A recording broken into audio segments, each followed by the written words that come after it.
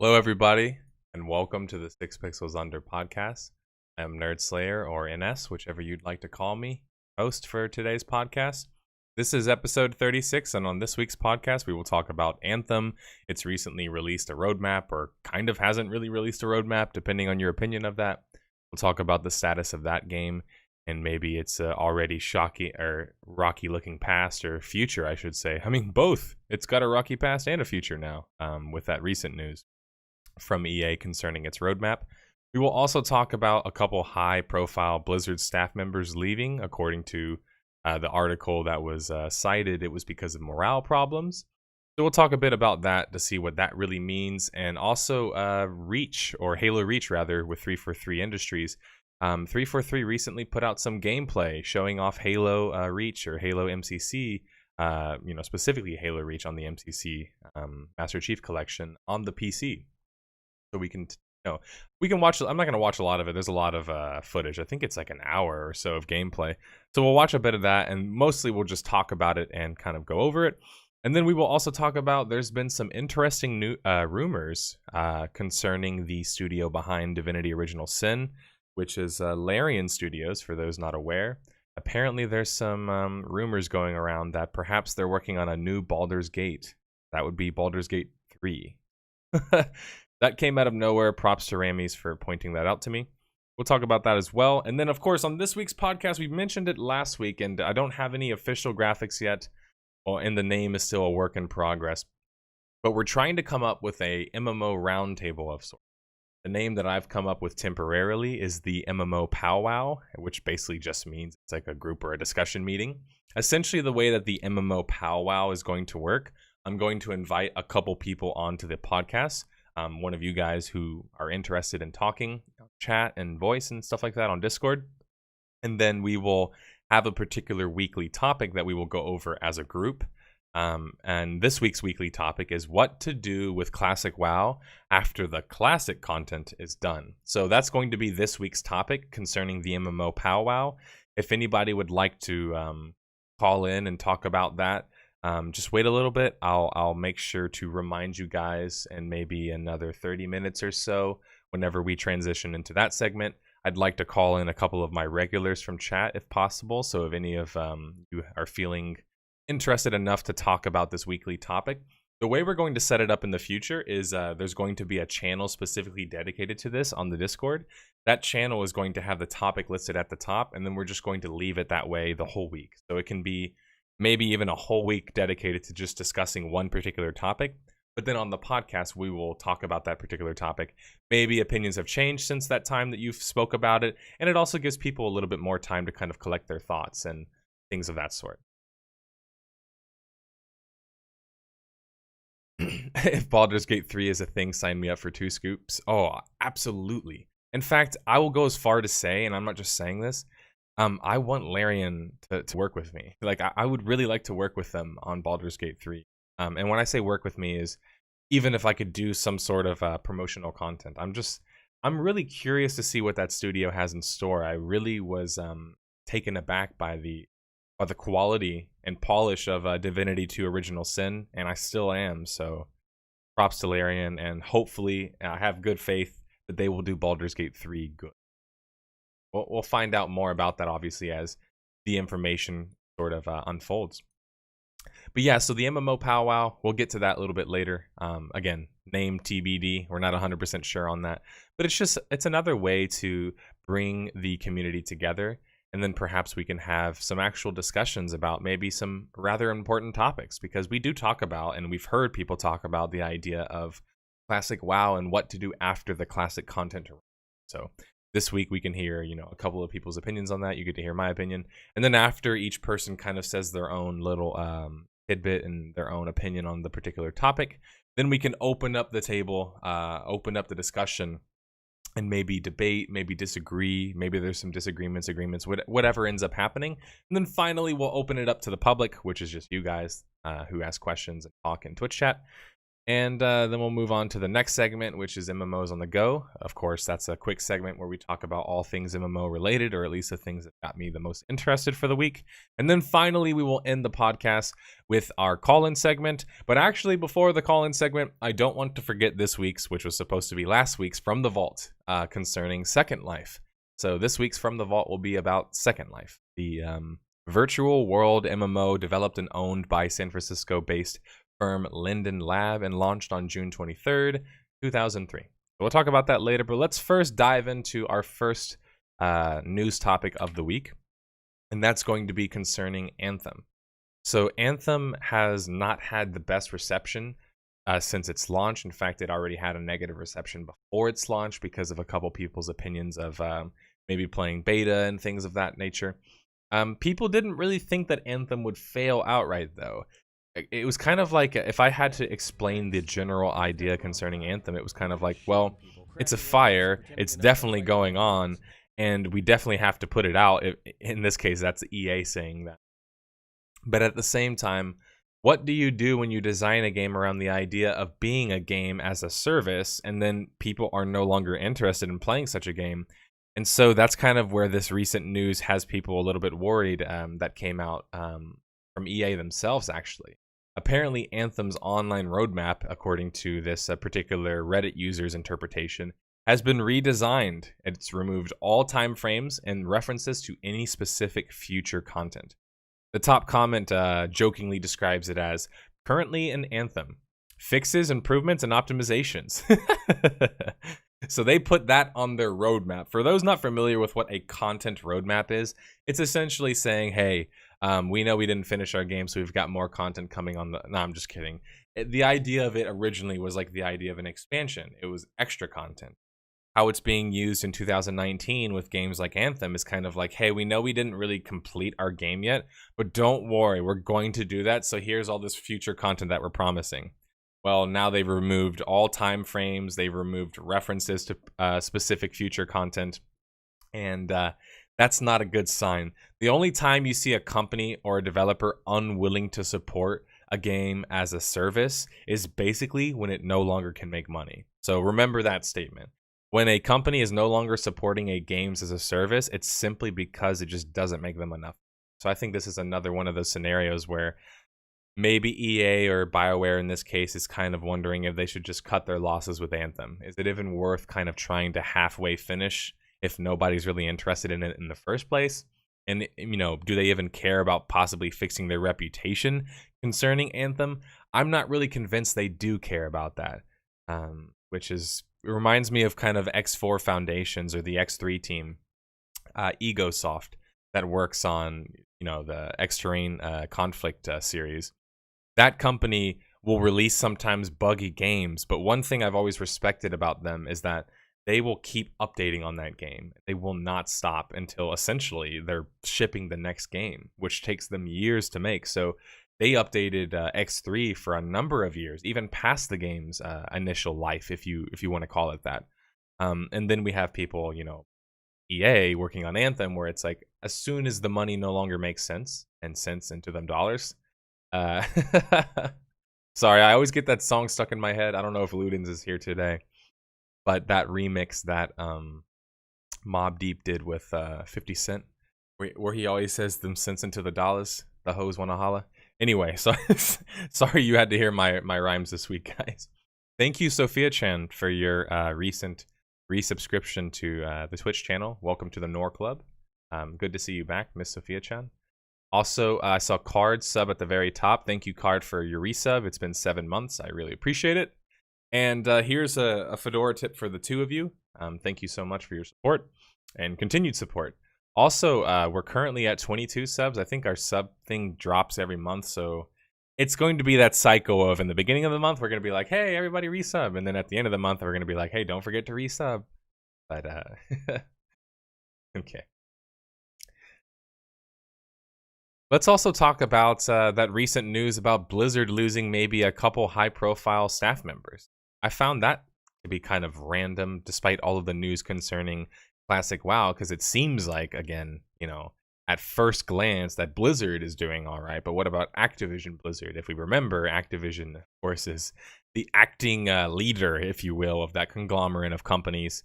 And Activision, as the name comes first, is very much in charge. And so I'm wondering, with this recent news, it says right here, sources internal to Blizzard confirmed the reason for the latest round of departures as being linked to low morale, especially surrounding the development of the esports divisions of their games. And this has kind of put forth some very interesting theories concerning esports. This esports is not something I talk about a whole lot on the channel, surprisingly for many of you maybe. I very much enjoy esports and will always support esports and will continue to support esports in the future. So anytime I get a chance to make a video about it or talk about some subjects, I will absolutely do that. One thing you guys might have heard me talk about before when it comes to esports is actually Activision Blizzard in particular. I haven't really been so happy with the way that they've handled esports themselves, and I want to make a video about that at some point, so don't worry, I will absolutely do that. But this has got me kind of thinking about that, because with these recent high-profile losses, and according, to the reports, they're supposed to be because of low morale, what this really tells me, and again, this is a little bit of speculation on my part, is that perhaps esports isn't working as well for Activision Blizzard. If people remember kind of how the OWL started, the Overwatch League, or the Overwatch Competitive League, the Overwatch Pro scene, the esports scene, it was kind of something that was forced. And when I mean forced, think of it in this way. Counter-Strike and Dota were games that became competitive essentially because of the community. The community thrived in such an environment and kind of created its own like hierarchy of like an amateur system, pro systems, pro leagues, tournaments, and all of these different things. With Overwatch League, there was none of that. They basically said, we're going to have all of this money, we're going to purchase MLG, all of their assets, and then we're going to do our own Overwatch League. We're going to do our own pro event. We're going to do our own pro championship, really. Hey, thanks, Burrito Bandits, for resubscribing. Welcome back. That's been 2 months for you on Twitch. I appreciate that. Welcome to the Nor Club. Here's your Fedora tip. Also, I just saw that somebody was hosting me. I appreciate that. I think I missed another follow as well, so thanks for that as well. I appreciate the continued support, everybody. It says right here in a quote in the article, right now there's a feeling that the senior manager just don't understand esports, said another source close to the situation. But there's no room to negotiate with these people. They are convinced that their vision, which is more aligned with televised sports, is the right way to go, and it's just made people miserable. I really, really, really would love to make a video about this topic, because it's something, as I've said, that's very interesting to me personally. And I'm in agreement with this hidden source. I'm in complete agreement. I personally don't think that the big wigs involved in Activision Blizzard really have anything, like, I don't think they have any idea of how esports works. And if it sounds like I'm just saying that to be like a gatekeeper, hear me out. The thing about esports is that first and foremost, it wasn't really a real sport, right? Like, video games are not considered a sport in the same way that like football or like, I don't know, soccer or football, for hand egg, whichever you prefer. Whatever your ball sport of choice is. Obviously, people make the physical, oh, gaming isn't really physical. Well, now, fast forward years into the future, my young budding career of becoming a Halo pro is no longer on the horizon, and things have changed, right? Gaming and in fact, esports and pro gaming is a lot more commonplace in the Western universe, the Western world. And the reason why I make that specific claim is that, well, in the Eastern world, it's been working for a while now. Korea, Japan, and even China has a really big Dota scene as well. So it's only now starting to kind of like cross over and work in a more in the more Western-centric universe. And that's a good point that Ramis brings up. People often used to use the same argument for chess. And so I'm not going to have any of that discussion because, frankly speaking, at this point, if you don't think that an electronic sport or a video game at the highest level is a competitive sport, I just don't really know what to say to you. And this is somebody who's, by the way, competed in competitive sports pretty much my whole life. Football, we went to state the year that I played football. I've been doing martial arts since I was a young kid. So I'm not just the nerd who plays video games. I'm also the nerd who likes to play sports. And so I love esports because it's combining two of my favorite things possible together. Anyway, before I bore you guys too much with my fanaticism over esports and kind of the whole idea of it, I'll cap this discussion about Blizzard with, I frankly speaking don't think that the big wigs have any clue what they're doing with esports, and that is proven by how they even got started in the industry in the first place. Why somebody would think just outright starting a big industry with hundreds of millions of dollars on the line and then paying players like massive salaries, like $50,000, $60,000 in salaries, all of a sudden, without the viewer numbers to back it up, without the community support, without really just any of the infrastructure done, Blizzard thought that that would be a good idea with Overwatch? Like, in Heroes of the Storm, are we really surprised that Heroes of the Storm recently shut down its endeavors in esports? Are we surprised that Overwatch League clearly, as these rumors kind of prove, in my opinion, again, a little bit of speculation, take that with what you will, I think it kind of proves that maybe that Overwatch model didn't really work either. And so maybe, hopefully, people will start to realize that you can't just force shit to happen. You can't just force an esport to happen. It doesn't work like that. You have to let the community make the decision. Is this going to be an esport? That's really up to the community, because whether or not a game is supported long term, Card and I had this discussion yesterday. It's a bit of a rant that sometimes we like to get into, but you know, I'm not going to make it too MMO centric since I'm still talking about esports here. But in MMOs, you know, oftentimes when it comes to HOTS should never be an esport, or HOTS should have never been an esport. I mean, I'm in agreement, right? I'm hoping Halo Esports makes a comeback with the Halo Master Chief Collection releasing on PC. And I think that's a very real possibility. And the good thing about Halo and 343 is, although maybe their esports scene right now is pretty small, it's pretty minuscule, it means a lot, right? The fans are very passionate, and that's why communities are to go back to the discussion I had with Card. The discussion that I had is that, hey, developers, you guys are fantastic at creating games. You're amazing at creating games. You create games, and that's just totally awesome. But the community, let me tell you about something that us, the community, do pretty damn well.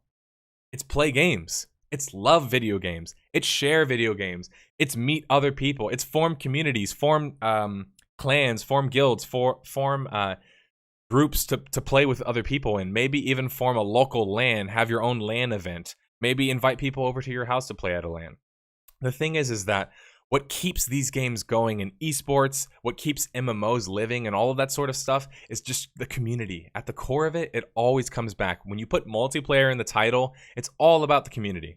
So that's why I like the Halo scene, the esports scene, because it's very grassroots and it still feels like that. You know, people say the same thing about Smash's competitive scene.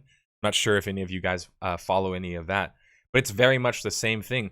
These are very grassroots, what they call grassroots esports. Grassroots esports means that we made this happen ourselves, like the community.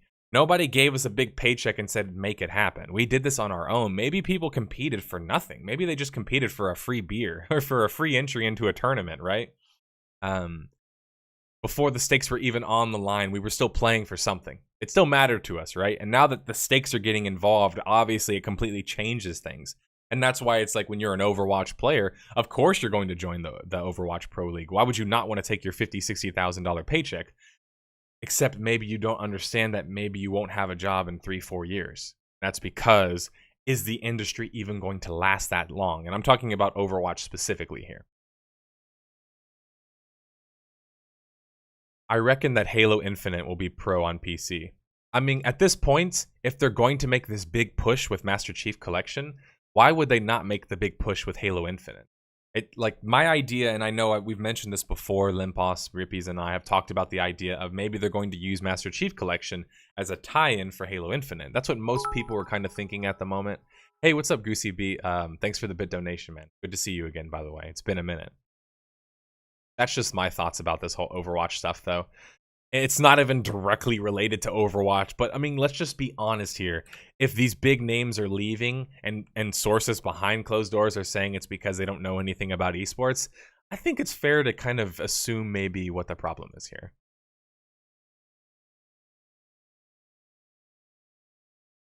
All right, so I've got some gameplay. Speaking of Halo Reach and Halo Master Chief Collection, I've got some gameplay footage showing off just that. Obviously, I'm not going to watch this whole thing. It's like an hour of footage. They answer different questions. There's the mouse and keyboard. Oh man, that's just... I've already played it on PC, as you guys probably know already if you follow me or watch me on Discord. I can't stream it because Halo Online, unfortunately, will get me DMCA'd. So that's why there's no Halo content currently on the channel. But I will point out that I have reached out to 343. I have very much an intention of creating a Halo community in our community because I love Halo. So if you don't love Halo, you don't have to watch this part of the podcast or watch this part of the video. But I love Halo. Thank you, El Dorito, for making it happen, as Brass Monkey pointed out in the chat. And yeah, just to see a mouse and keyboard and Halo there on screen basically just makes it real to me. Oh yeah, we're definitely making a Halo clan. One thing you guys will learn very quickly about me is not only do I not shut up about talking about multiplayer games, I also love playing them. So yes, I'd love to make a guild or a community to run some tournaments, maybe even do some brackets and fun stuff like that. BTB, maybe some capture the flag, all of that fun Halo stuff. Griffball, you name it.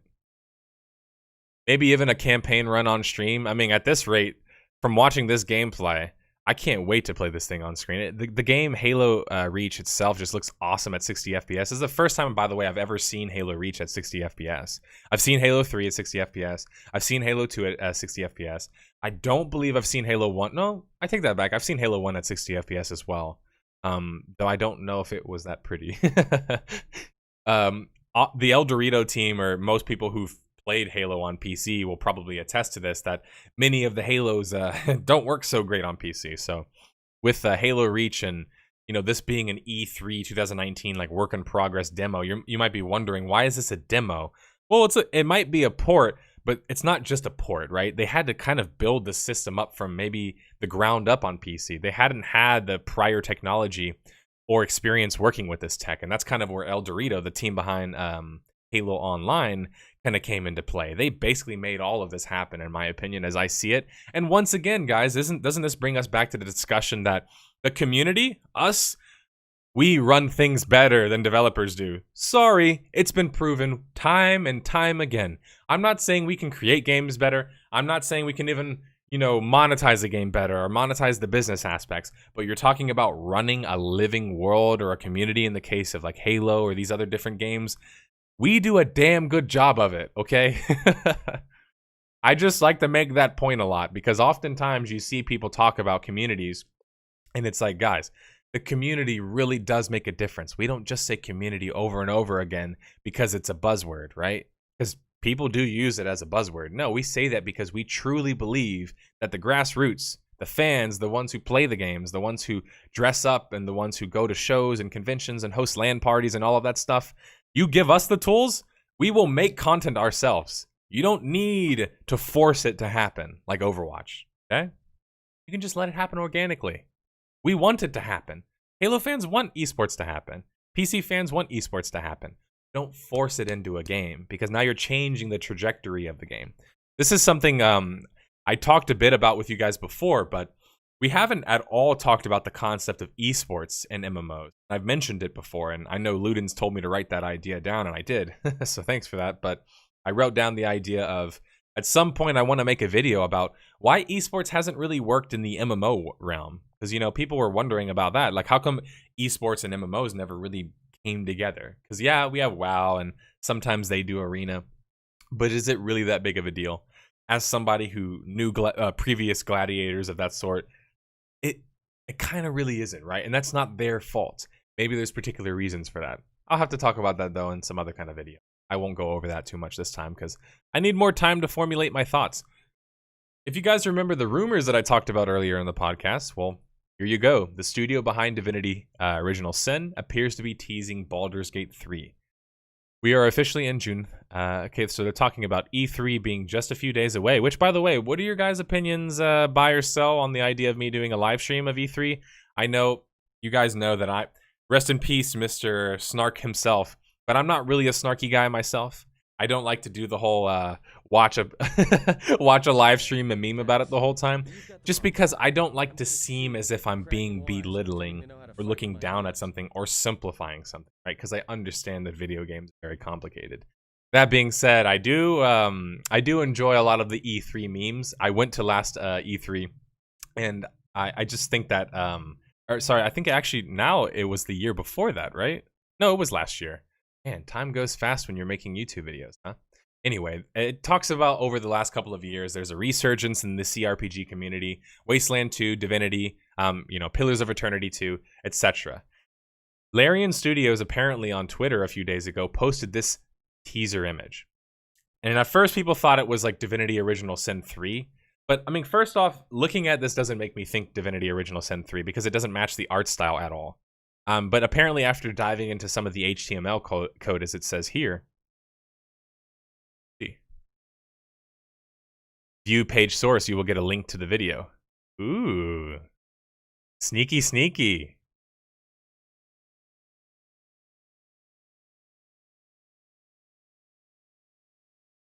So do I have to... I wonder... So how do you go about doing it?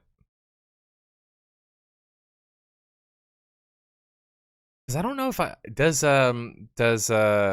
Google Chrome have a view source kind of thing?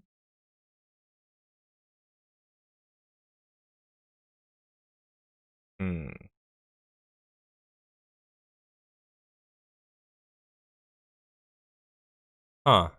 Yeah. Go to sources to the right of the console. Okay. Is this GIF supposed to be loading? Ah, okay. That's funny. You watched the post-mortem of Into the Breach? A post-mortem? Into the Breach isn't dead.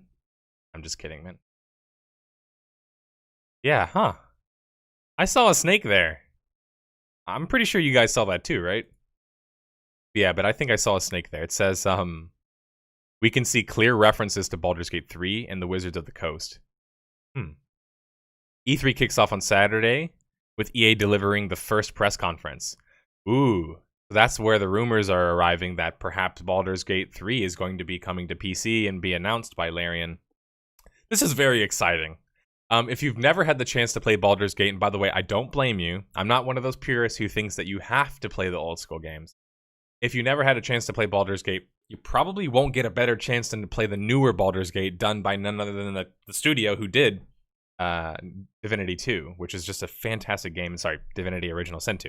They did the other ones too, but obviously they're more so known for Divinity Original Sin 2. I'm excited to see what Larian can do with this. They're a studio that, in my opinion, really takes the time to get things like sound and atmosphere and maybe even like things like voiceovers right. They try and really get them on point, on theme. I don't know. It might be worth watching E3 just to see the reveal itself, right? I think that's why people like to watch the live stream of that sort of stuff. Warren Spector's talks on GDC are awesome. GDC is just I've been wanting to go to a GDC since I could remember. Isn't that funny to think about? Like a game developers conference. I've never been to one. There's been a couple around me. I know they host one in Australia. They host one in the West Coast. And then I also think that they've had one south as well. In San Antonio, perhaps, if I remember correctly. Point being is I would love to go to a GDC, a game developers conference, for those who aren't aware of that, because it's basically just about like the nuts and bolts of gaming, right? It's about developers, it's about the publishers, it's about people who actually have the ability to affect the game itself, right? You're not just working with like a PR group or a marketing team or something like that. Generally speaking, at GDC, they'll send a bigwig or some kind of lead designer, creative, whatever in some capacity. So I've been meaning to go to a GDC in a while, or for some time, because they do post-mortems as well. GDC does post-mortems. They also have had some like really cool speakers come on before. Say, for example, the lead producer that was involved in Age of Empires Online. I got a lot of juicy information from his GDC work. Of course, WoW has done a number of GDCs as well. I think Rob Pardo did one. That's a good read or a good watch, depending on how you're digesting that content. And then there was also, I think, Raph Koster did a... Was it Raph Koster or Brad? I can't remember which one in particular, but another one did a post-mortem as well. It's damn good. So anyway, yeah. Shout out to GDC and the post-mortems that they do. Fantastic content. Game publishers are like movie producers. They're the ones that tend to force poor choices. Yeah, I mean, in most cases that I've seen, that's oftentimes the case. He did Ultima at 20. No problem, dude. You just gotta do Ultima Online by the time you're 20 years old, alright? No pressure, guys. Just kidding. Alright, so I think it's about that time that I want to move us forward into the next segment of the podcast. This is the segment that I'm currently dubbing the MMO POWWOW, where we go over whatever particular subject, weekly topic that we've decided to land on for the week. As I've mentioned already, this week's weekly topic, as I'll post now in chat just to remind everybody about, the weekly topic is what do you do with Classic WoW after the classic content is done? So what I'd like to take the time now to do is, if you have any desire in addressing this topic and question, and I'm reaching out specifically to you OGs in chat who typically always watch and are involved, because this is our first time doing the MMO discussion, or MMO powwow, if you will.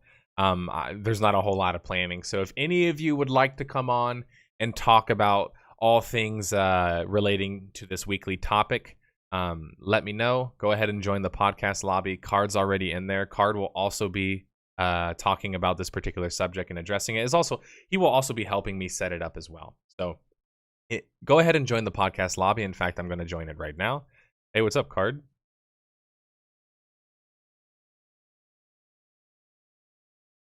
Hey. So for those who are watching live right now on Twitch, if you have access to a computer, access to a microphone, and you'd like to join the Discord, you can ask me a question for the later call-in segment, or if you'd like to get on now and discuss our current weekly topic for the MMO POWWOW, which is going to be Classic WoW, and why, or what to do with Classic WoW after the content is done.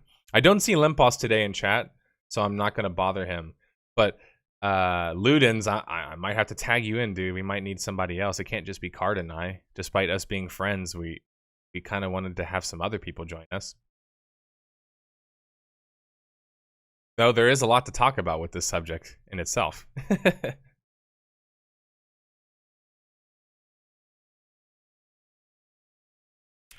A reminder, that's discord.gg/nerdslayer. So I think if you just do www.discord.gg/nerdslayer, should automatically take you to the splash page. All right, well, I think I'll go ahead and... Do you want to start with yours, or maybe start with mine, and then maybe just wait and see if anybody else wants to join in and talk about it? Because, I mean, really, if none of the regulars are around today, then it's okay. We can just bother them to show up next week. Hey, Brass Monkey, just join the podcast lobby. It's open right now if you'd like to talk about and discuss the particular topic. All right, Luden says he'll be on in a couple of minutes, so I'll go ahead and maybe start it off. Or actually, you know what? I'll start it off with you, Card. The topic, obviously, is what do you do with Classic WoW after the classic content is done? And before I give you kind of your chance to dive into your opinion or your answer to that question, to provide a little bit of backstory for those who aren't familiar, Classic WoW is essentially the reboot of sorts that WoW is doing of their vanilla servers. The vanilla server essentially refers to their first launch, which was back in 2004. Vanilla, is the time between TBC. So it's the time between 1.08, right? Or 1. I guess if you want to be technical, it's 1.0 to 2 whatever it is. But currently, Classic WoW, I think is it 1.12 is the patch that we're going with. And obviously, this has been big news, the idea of doing some reboot or relaunch of sorts of a classic MMO launch. And so the question that I'll ask and start off this week's discussion with Card is just simply going to be the topic of the week. What do you think is maybe the plan or the solution? What do you do with Classic WoW after the classic, quote-unquote, content is over? And I just simply mean maybe the raids, Molten Core, Onyxia, whatever your opinion is of what's considered classic content. When that kind of dries up, let's say 1-2 years, to throw that out there, what do you think, again, in your opinion, what do you think they should do with Classic WoW?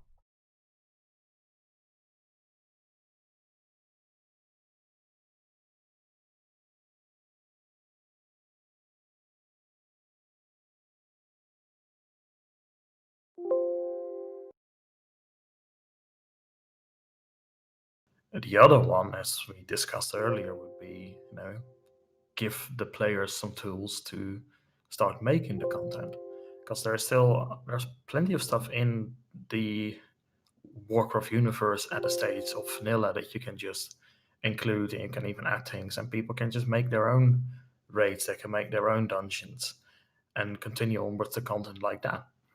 The upside of that is it's going to be a relatively cheap way to introduce the new content, because, well, the players are making it for you.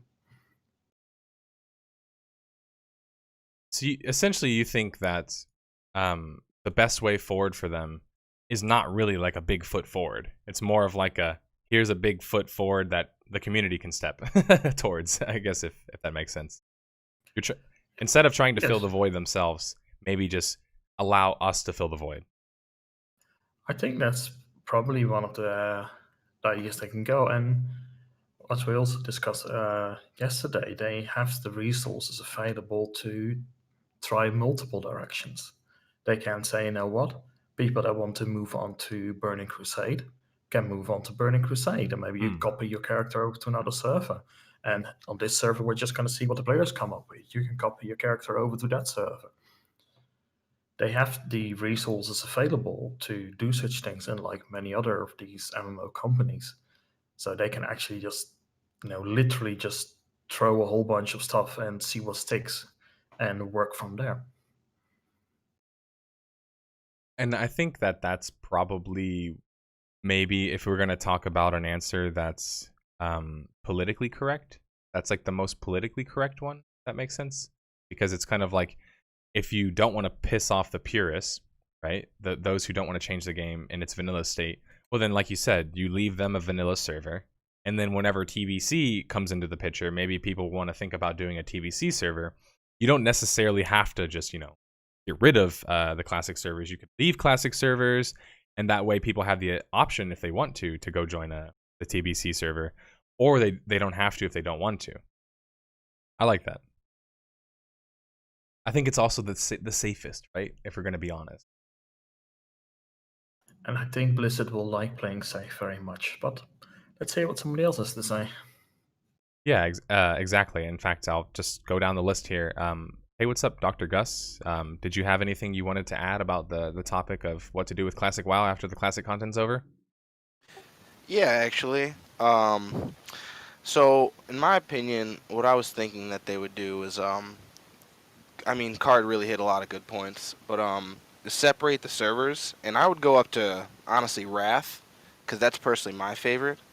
And but really, first and foremost, I would want them to invest heavily in player-created content and content loops. Like, I like in Divinity Original Sin 2, their Dungeon Master mode, where you can like make your entire D&D campaign just in that game. And I'd really like them to implement that kind of, what you said, dungeon creating system within their own games. And within that, with like player economies, like Blizzard games don't really have very nice player created economies. Like if you look at Path of Exile or Warframe, it's sprawling in comparison. Right. And if they were to implement something like that, I'm sold. That would be amazing, with all the classic stuff intact. Okay, so like an old school RuneScape sort of thing. Like you're okay with them bringing in some new things. Oh yeah, absolutely. That old school RuneScape is perfect. That would be very nice. But like, at least make it look pretty. Like I'm good on the old graphics. Okay. Radagain, do you have anything you'd like to add? Just a second. Can you hear me? Yeah, I hear you.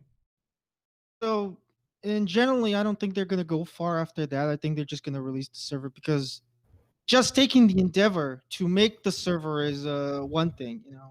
Them going to do it, need to make the server, is something they're probably really, really risking with, because after the content is done, they'll probably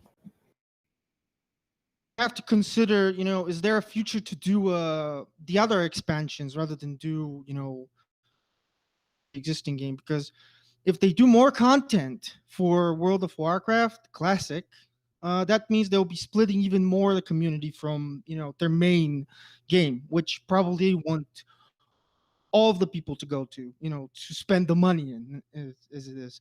And I don't think they're going to add more content to Classic. I think they're just going to consider, do we do Burning Crusade and Wrath, and how does this affect Battle for Azeroth and after that for esports?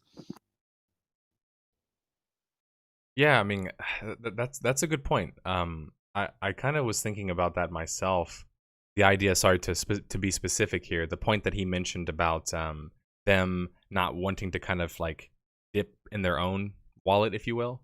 It's kind of like, let's say, I've brought this up before, but let's say modern WoW is not really going to work, right? And I mean, all signs are pointing to that. They can't just pivot off of it so easily, right? Like we've talked about this before. The company is huge. They've got so much on the line. So they would have to pivot in some big way. And I feel like the only way they could pivot in a big way, at least in the current state, is either a sequel or, to try and do some sort of thing like old school RuneScape is, which I really just see as like kind of like that's the only natural future. And what I mean by natural is like the one that could actually not only go into the future, but could actually be a viable idea. The other one, though, somebody mentioned this before, when they mentioned the idea of, I don't think Blizzard would do that because they wouldn't just want somebody they wouldn't want to give it up, right? They wouldn't want to just like all of a sudden stop trying to monetize their audience. That's a point that I make a lot. I don't think it'd be as simple as like, oh, modern WoW's not doing that well. We'll just leave classic WoW as it is. Don't change anything. Don't think about the future, and then just hope that it's going to be enough money. And you know what I'm saying? Like I see it as like, once they strike some sort of gold with it, which they're kind of already doing, the cogs are gonna be turning, and they're gonna be thinking as a business, how are we gonna make more money from this? Like, what are we gonna do with this idea? And I don't remember who said it in chat, so I think it might have been Jazz Pirate. So this was a good point that he made, but he said, if we follow the same train, kind of like you guys are saying, TBC, Wrath of the Lich King, we know where it ends. So it does eventually come back to the same problem of, okay, well, we're going to all get back to the same place that people kind of don't want to get back to in the first place. In fact, I heard Preach say this on stream once. Preach Gaming, for those who don't know, who makes WoW content. He said that, in his opinion, when he first was getting into classic WoW, he wasn't really even interested in it yet. But then now he's having this idea of like, well, this current WoW is so much further away from what I want WoW to be that I would rather go all the way back to the beginning and start all the way back at the beginning. So in a weird case, it's almost like the chance to start over again. But as people are saying in chat now, is that something that Blizzard would be okay with, or would they even be willing to do such a thing? Would they open up the idea of player-created content? What's your opinion on the subject, Willard TK? Yeah, they'll probably just do a progression server. Okay. That's probably what they're going to do. That's what they're going to do. That's they're the lazy. simplest thing, right? Yeah, they're lazy, and that's what they're going to do. They're just going to do progression server. The best thing I think they could do would be to keep like the core mechanics that are in Vanilla WoW the same, because when they started monkeying with that, that's what started making things like stupid easy, to where you can almost play the game blindfolded. So just keep the core mechanics, don't change that, but just add in the content kind of along the same time scale as it was added originally. And then, just have a ever-growing server list of progression servers. Because I think that's what EverQuest 2 is doing. Something similar. Yeah, currently. Yeah, just do that. That's easy. Doesn't cost any money. You don't got to make anything new. They're really they got like a death grip on their creative control with things. So I don't think the user created thing's going to happen. But yeah, just progressive server. That's all they got to do. And that's probably what they're going to do. It's either that or they don't do jack. So inaction, the possibility. Yeah, I think progression servers, as you said, the best way to put it would be that's probably the safest also it's already, there's a precedent, like people have already done such a thing before in the past. So it's more possible for them to do that. What's your opinion, Ludens? Well, I think it's kind of a two-parter, right? There's stuff that I want them to do, and then there's maybe the stuff that they're actually gonna do. But I think what they want to do is either they're looking long-term or short-term. So if they're looking long-term, it's easy to see it, and you already said it, that the content is gonna run out at some point, 2 years maybe. It's my estimate. I don't know how long the phases are gonna run, but if they do run out of content in the vanilla classic version, and then they can see 3, 4, 5 years ahead, maybe, depending on how long the classic servers go on the community reception. Or you could try and gauge how the community is engaging with the product, and then you can kind of change your current product, change the BFA way. As you guys said, it's kind of a train, right? And you can already see from where you're starting, where Preach is starting, you can already see the train wreck up ahead, and you know exactly what kind of ride you're getting on if you're getting on the progressive server with no changes. So I'd rather want a game that I know 5 years down the line it's not dead, it's not dying because the content is getting worse. So yeah, I think that's probably a big it reason why people don't want to get involved. Into the video you put out today as well, where they were kind of wanting to keep the hardcore audience and they want to keep the new audience, where they kind of had 2 products out at the same time, and you kind of try and make that work. They kind of tried to put out new content, but it didn't work for multiple reasons. So I think it's difficult. So personally, I'd want them to make some new content. Maybe not stay at 60, but having the TBC ref progression is going to be so short term. Maybe not in their mind, but in an MMO player's mind, if they're not making another MMO, it's short term. 5 years is not a long time. Yeah, exactly. And I feel like that's kind of one of my big thoughts. And maybe you and I have actually mentioned this before, but you know, people will say, like, what are your plans for Classic WoW? And it's like, you know what, my plans are to play this year. After that, like, I have no idea, because I don't really know if there's going to be enough to keep me playing the game.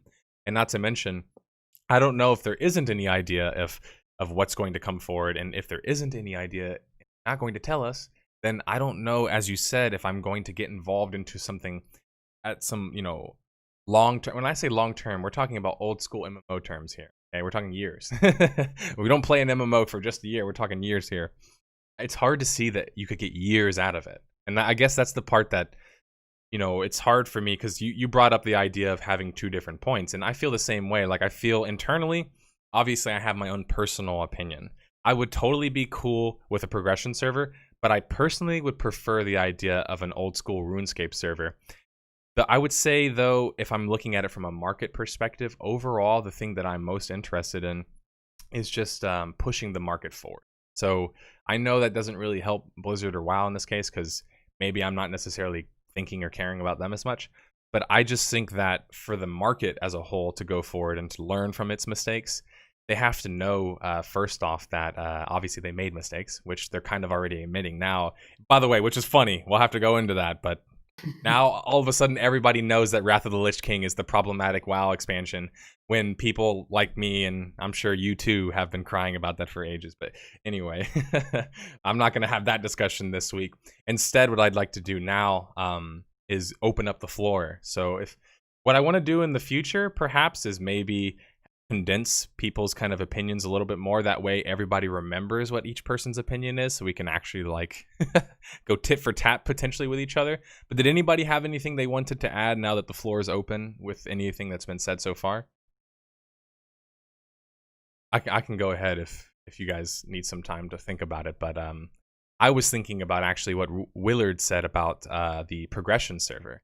And the reason why, the thing that you said about it being easy, and so therefore it's probably the thing that they're going to do. I think actually the analogy that you brought up comparing EverQuest to it, the reason why I don't think it's an apt analogy is because with EverQuest, the problem is that right now the stakes for EverQuest are super, super, super low. They're super tiny. So if EverQuest keeps operating its cost, it's not very expensive, right? They're paying for server, they're paying for a couple employees, they're paying for maybe a little bit of maintenance and things like that. Not a whole lot, right? So they're to put it simply, their budget is much lower. And so therefore their expectations are much lower. So the problem with WoW I see with the idea of a progression server is it doesn't have that luxury. It can't just get by on doing good enough, if that makes sense. A theme park MMO can't just get by on doing good enough. It has to keep doing more. Otherwise, it's going to end. And that's kind of the idea that I presented this week, really, is just the idea of what happens when it does end. Then what? Well, I was thinking about, the fact that it's Activision Blizzard now. Right. That's a good point. They're pinching pennies probably a little more than they ever have. And it's not because they've got a lack of pennies. It's because they got Activision on board now. The guys that make Call of Duty 10 every 6 months or whatever. Right. I think if they just kept, like, you remember how in classic WoW, how you swing your great sword or your two-handed sword, and every so often you get an extra point to where it levels up, right? And they quit that. They stopped doing that. I forget when, but they stopped doing that. And there's a lot of things that I liked in Vanilla WoW that they did away with so that people could level up a lot faster to get to the in-game content. Like a new player could get to level 80 or whatever in the span of a couple of days to get to the in-game content, or they could buy that level boost. But I think if they just kept the mechanics the same, but introduce the new dungeons, the new areas. 925. I appreciate. I think that would be better than to Twitch. Not doing anything at all and just keeping it classic WoW, or rolling in the updates that they did. Which, in my opinion, that's what killed the game. Is when they started making things really, really, really easy to the point to where it was just the gameplay itself almost. I would like to, on the cost item, like considering the amount of work and time they're already needing to, get vanilla to run as vanilla was on the current technology and the servers, they would have to do that maybe to slightly lesser degrees, but probably still to a substantial level if they're going with the other expansion. Like if they bring in TBC, if they bring in ROD, they probably still need to do quite a bit of work on those. So whether or not it's the most budget-friendly option, so to speak, I'm not all that certain.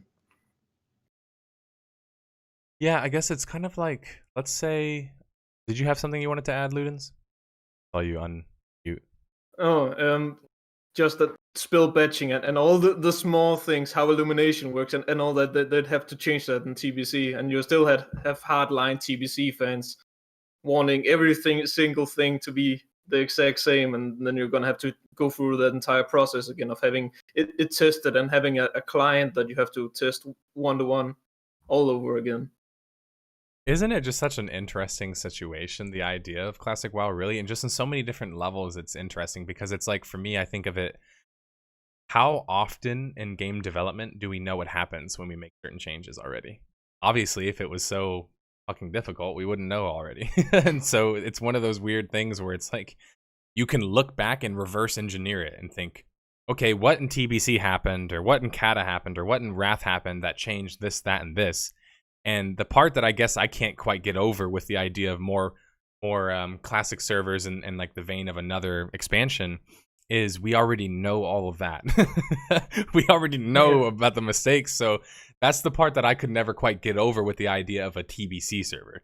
Because a vanilla server is not the same thing as a TB server, because it really is starting from the beginning, right? You're starting from like where the 1 through 60 experience was essentially created and crafted for.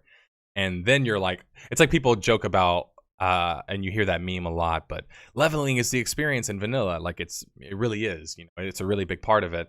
So I think about that sometimes with the expansions. Like, we already know which X and O equaled what X and O, so why are we going to make the same exact decisions if we're going to end up at the exact same place? Even just with regards to, as you said, TBC, which is already going to be, funny enough, a big divider in the community, right? Can you guys already see it now? Like in the future, people are going to be on the front lines discussing whether or not they do a progression server for TBC or a regular TBC server or a classic server, another classic server, or a new classic server. It's who knows. TBC is you also have flying in TBC, and you have a lot of Right. class balancing, and you can start to see the small things that slowly snowballed into Cataclysm and Mist of Pandaria, where you had sharding and you had the raid finder, dungeon finder, zoning, all that stuff came, and you're just gonna get on that same train again. So maybe you just have to know where to step off, or I don't know. That actually, you know what? That's kind of what I've been thinking myself as well. That's kind of why I mentioned earlier, like the idea of I don't know what the future holds for Classic WoW in 2020, but I know that in 2019 I'm gonna have fun playing it. So I guess if I could wrap up our weekly discussion, I think we covered a lot of pretty much all the different aspects that I could think of. Did you have something you wanted to add? Yeah. So I don't know how much appropriate this story is, but it's kind of close-ish to what is the discussion. Okay. So originally, my company, a commercial company, we make commercials for different companies. So we worked with a company who originally was a chocolate company. They made chocolates, candy and stuff like that. But over the years, they would move away from sweets to more salty, snacks. And as an anniversary thing, some of their older chocolates and stuff, and they would become really popular. They would start selling really well. So maybe their salty snacks are not as selling as well, but they still wanted to continue the brand because they still had a market. They still had people who wanted to buy salty snacks. So their decision was a really simple decision that's actually tried a lot of times. It's not a new idea. To limit number of not limited number in terms of number of sales, but limited number in terms of number of the sweet kind. So instead of say having like chocolates available, actually it's less, it's actually 5. They will have like two of their chocolate snacks available. And that's how they balanced it for them, because when you have don't have so much of the same thing in the market, you don't have that kind of unequal when some kind of hard without going into like deep marketing. No, I think I'm kind of following like the point that you mentioned earlier about market share is actually like, I think I didn't even mention that, but I normally talk about that when I have this discussion. In fact, I talked about that, with Card the other day, but market share, as you were saying, is something that I think it's overlooked. And while I don't know if the solution that you presented is something that, Blizzard can somehow find a way to make work with WoW, I'm not sure. But I know that... Because one thing is food. Food is something that is, expendable. And eventually you're going to eat it. It's going to go away. But yeah, games are a little bit harder. Right. Because it's like the candy that keeps on giving. Yeah, it's perpetual. You can eat it forever, basically. They could... You could call it the McRib paradox. That is what they do with McRib, huh? Funny. Yeah, they bring it back for like 2 months, once every year, maybe. I don't know. Yeah, I'm not that big a McDonald's fan. Yeah, no, sorry, I was remembering what I was saying about market share. I just don't see a scenario in which Activision Blizzard is just going to be like, hey, you know what? Like, WoW has all of this market share. Why don't we just do WoW Classic, not think about the future, not make any more expansions for modern WoW, and then our market share is going to magically stay the same? Like, obviously, that's not how business works. So they have some big wigs that are looking at the future, that are thinking about the X's and O's and the dollar signs and all of that sort of stuff. And I can't help but think they wouldn't just give up market share like that. It's so hard to get market share. Why would you just give it up? what it can do, and it's kind of crazy. It could actually piss off a lot of people. They can do something like a seasonal thing where they start classic and then they go to the Burning Crusade, then they go to Wrath, and wherever they end up, maybe they end on Wrath, and then they go back to classic and they'll spin it around. But it could piss off a lot of people that way. It could make a little bit of a, unfriendly environment for their market. Did you want to add something, Jazz, by the way? I saw you join the lobby.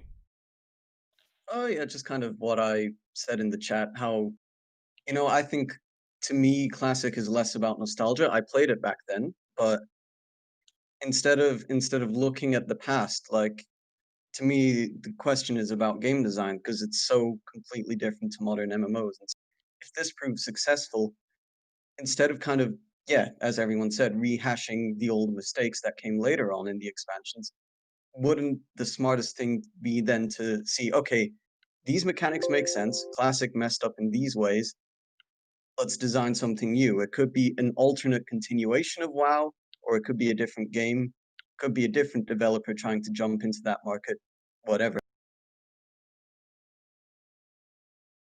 Yeah, and I also think it's worth pointing out that there are multiple levels to look at this question here, right? There's the business perspective. Maybe you're talking about just the general MMO market. Maybe you're talking about the experience or the perspective of somebody who's thinking about the design aspects and that sort of stuff. And I think that's kind of why I find myself really mixed, sort of, on my opinion of it all. Is that I look at it from so many different angles, and it's like, the game design aspects, exactly like you said, you're like, come on, are we really going to make the same mistakes just because? Like, that doesn't make a whole lot of sense to me. But then at the same time, you think about, well, Classic had this big push.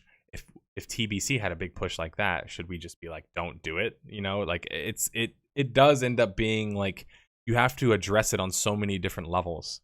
That's what I think is so interesting about it. Alternative timeline. Yeah, I think Asheron's Call tried that with Asheron's Call 2. They did the portal opened up and now everything's different, and then they like made another game. WoW already has too many alternative timelines. That's a good point, especially because new expansions are basically like a new world in a way, which is, I don't really know if that's their initial, or if that was their initial goal. Does anybody know? But this is totally a tangent. But does anyone know if TBC, if their initial goal was like, we're gonna make it different, or was it really just like continuing on WoW originally? Was that originally the thought, or did they really want to make it so episodic, if you will? Originally, they were thinking of just adding the zone as sort of a patch to make it an expansion. Actually, you can watch a video. I don't know what his name was. I think it's Hobbs or something, that showed what they were planning for just Classic. And one of the things they were planning for Classic is to have Outland as a additional zone, like Ankaraj, for example, or what was it? The one with the Necromancer. I forgot the name. Karazhan? Karazhan, like that. To be a new zone, to be a new dungeon, not a new expansion, just a new place to go. But they decided for an expansion, and that's how it happened. That's interesting. Yeah, I'll have to look up. You said Hobbs, name of that? Or I'm not sure. Or Matt. I think his name is Matt Season. Matt Season. Oh, Matt Season Show. Yeah. Good work. He does good content. Yeah, there was, as someone in the chat said, Hyjal, and they actually wanted to put in the Emerald Dream, but couldn't figure out how to do it without it looking goofy as all hell. Yeah, I think we've kind of covered just about everything. They also had the Demon Hunter in Vanilla Box, so they had a lot of ideas, but they slowly turned it into spacing it out over time. They all did.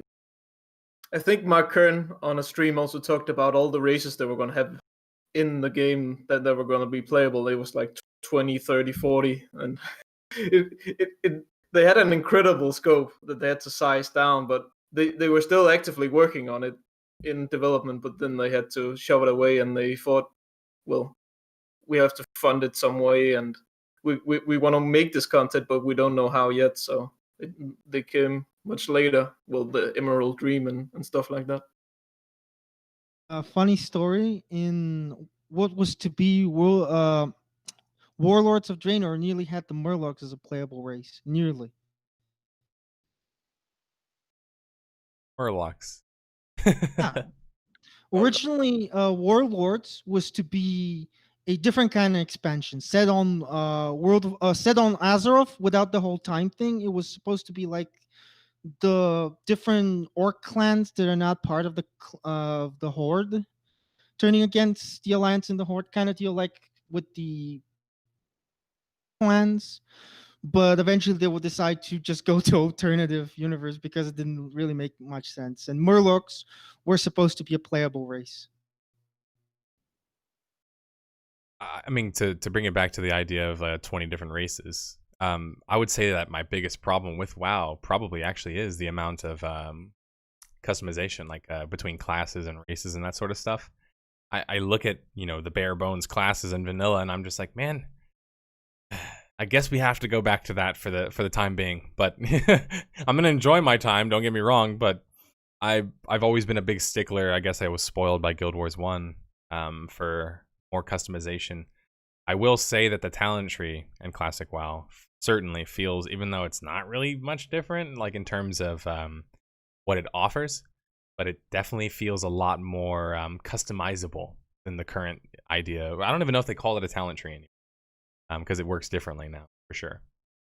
But anyway, we have to end this because we still have more of the show to go on to. We have the MMOs on the Go segment, and then I also have to do the call-in segment and the From the Vault segment. So I will go ahead and end our powwow for this week's discussion over WoW Classic and what to do with it, essentially. I want to thank everybody for stopping by.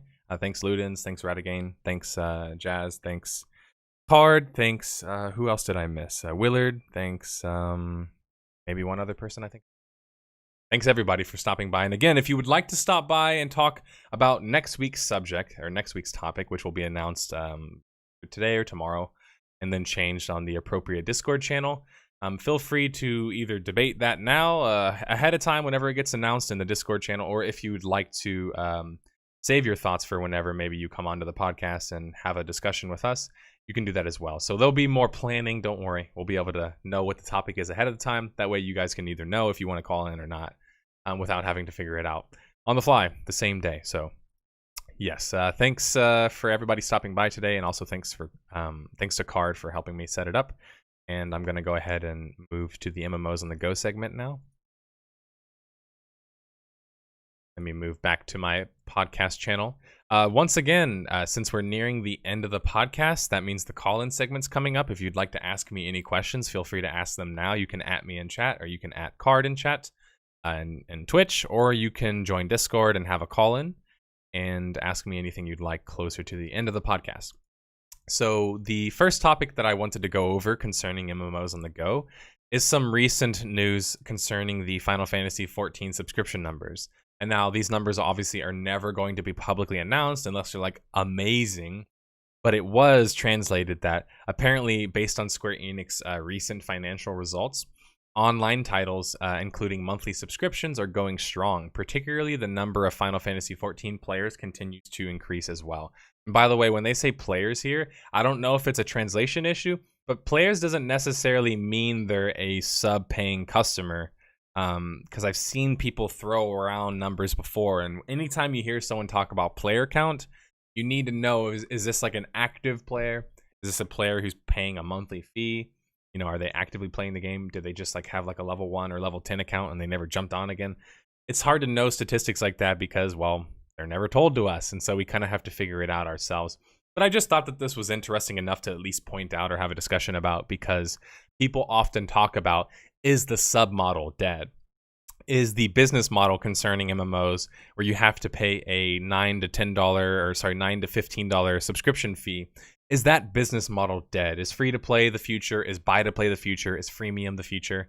I don't know. It seems like with the rise of Classic WoW just 2 months away, and Final Fantasy XIV and ESO numbers coming out more so recently, And when I talk about ESO, I mean, the sub-paying customers, the numbers aren't doing terrible for these particular games. But then you look at the economics behind a game like Guild Wars 2 and you wonder, if Guild Wars 2 is not doing particularly well according to NC Software, and which, by the way, means relatively speaking with their other products, then maybe subscription-based MMOs aren't dead yet.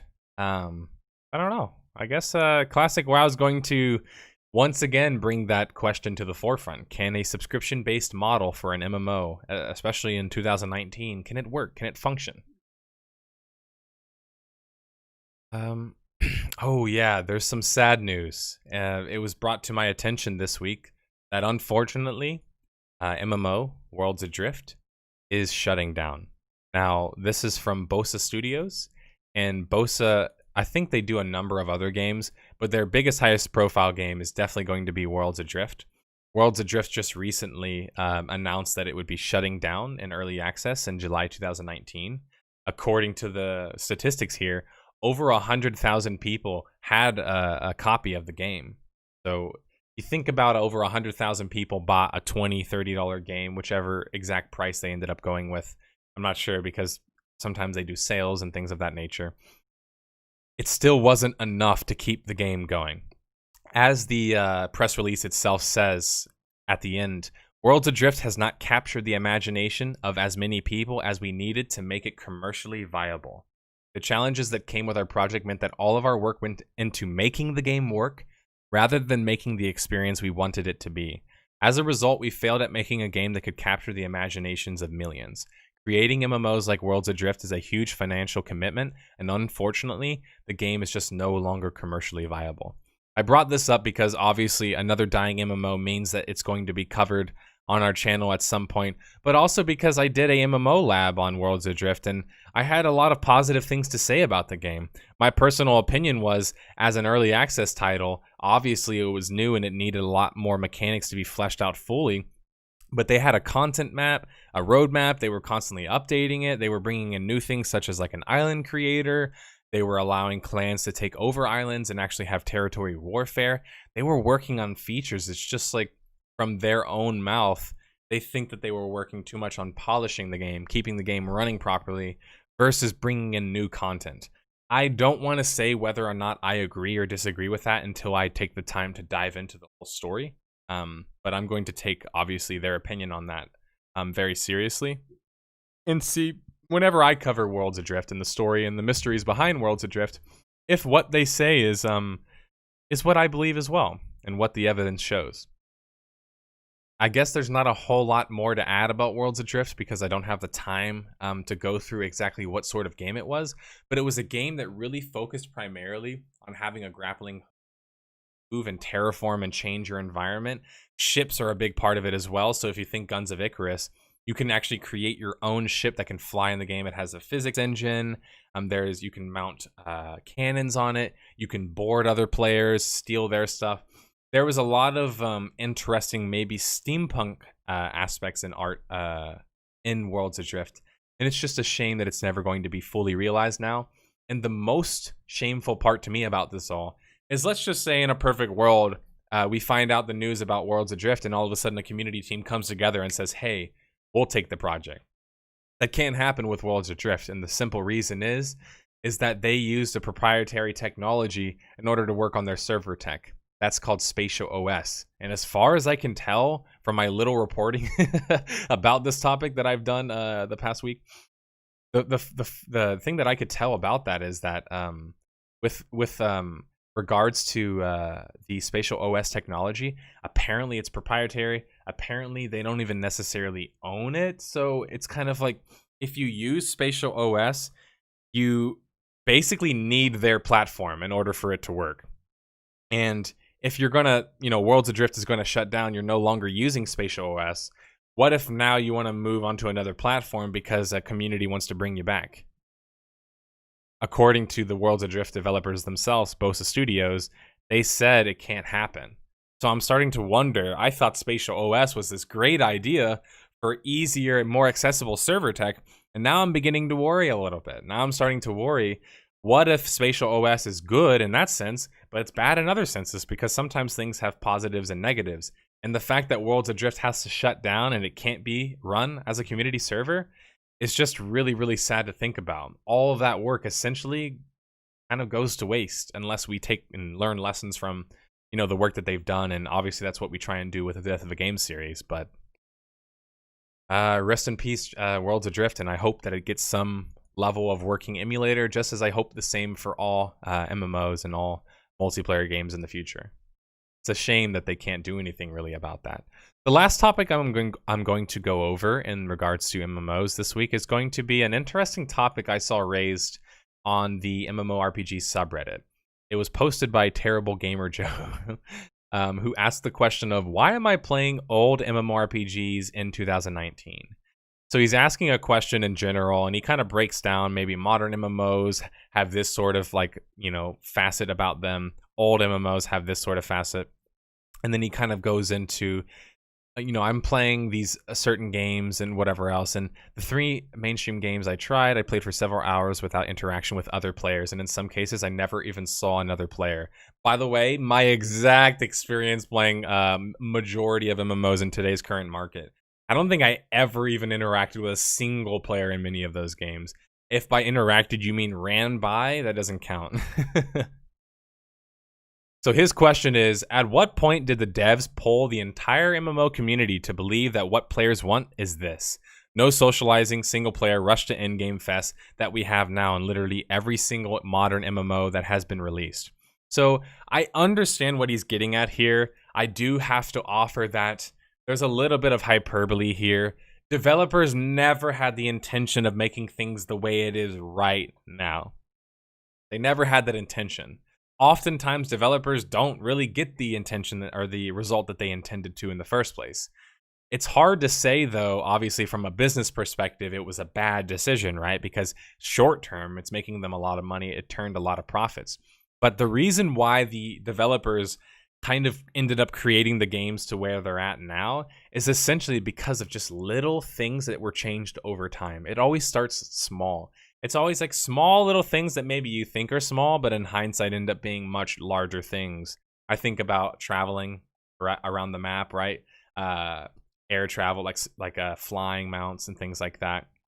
I think about other restrictions for movement that you could go through. It's one of those things where one thing happens, as my favorite rapper said, don't believe the hyperbole. It's just one thing happens, all of a sudden it changes this little piece over here. And then another thing happens and it changes this little piece over here.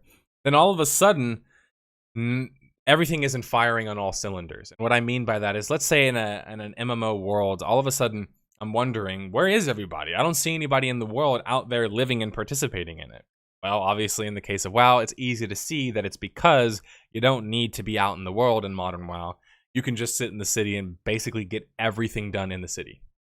So was that like the original idea? No, of course it wasn't. Like no developer had the original idea to muck things up as to how they became nowadays.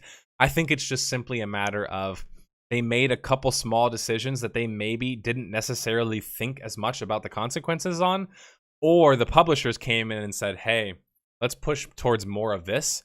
Developers were like, okay, they did this particular thing, which greatly helped that, but then created all of these other problems. And that's why I always tell you guys that the death of a certain game or the failure of a certain game or the success of a certain game, it's never just one thing, right?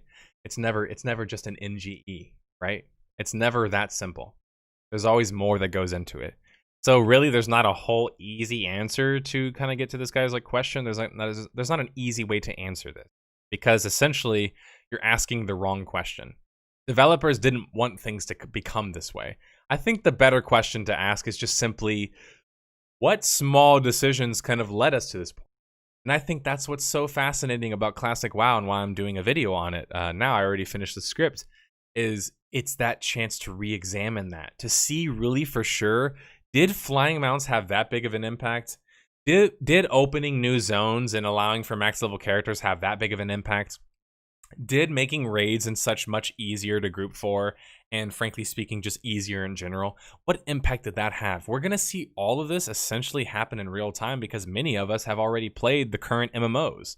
We've played WoW, we played ESO, we played Final Fantasy 14, we played Guild Wars 2, and so now we get to go back in time to see essentially what were the original design decisions correct in certain ways, and how are they wrong in other ways, right? Because we know the model works, we know the game works, the classic game works, but what past that? What about the faults? What about things they missed before? What about things they changed already, right, in the past that maybe they won't change in the future? It's game development is very interesting, and there's a lot that goes into it. Now that I'm ending the MMOs on the Go segment, before I get into the call-in segment where I answer any of your remaining questions, I will go over a quick From the Vault section. Now, I meant to do this last week, but unfortunately I ended up kind of forgetting about it and running out of time in a way. But I wanted to go over... Whoa, that was loud as hell. Sorry, everybody's ears. I wanted to go over, frankly speaking, one of the few MMOs to ever go by the moniker of Online Virtual World. We talk about virtual worlds a lot on the channel, and especially on the podcast, because frankly speaking, in order to create a massive multiplayer online game or an online world, you have to create an online world. Worlds function just much like this world. Obviously, they have different rules and that sort of stuff if you have experience with role-playing. Second Life is an interesting game that came out in 2003, so it's 16 years old at this point, and it came from a pretty small tech-based company. They had this idea of, why don't we essentially create another world much like our world, except in a video game format, in a virtual format? And you might ask, why would someone want that? Perhaps you want to play a different character. Perhaps you want to pretend that in this version of yourself, you are a female. Maybe you're a hairdresser. Maybe you sell real estate. All of this is possible in the game Second Life. Maybe you want to enjoy a nightclub and dance and hit on people and cybers on the internet. I'm just kidding. But whatever your particular thing is, there's a lot to do and a lot to change about the world in Second Life. And if it's not your sort of game, and trust me, I'm not a Second Life player myself, but I have tried the game, and I can't help but always be so intrigued by the way the game works. The game offers real estate that players can actually purchase with like real game money. And so the interesting thing is that there's kind of like this black market that exists in Second Life because players can essentially sell, you know, big real estate for real money. And we're talking serious money, guys. We're talking thousands of dollars. So what started as like a video game became a virtual real world, right? A virtual world that exists online. Second Life.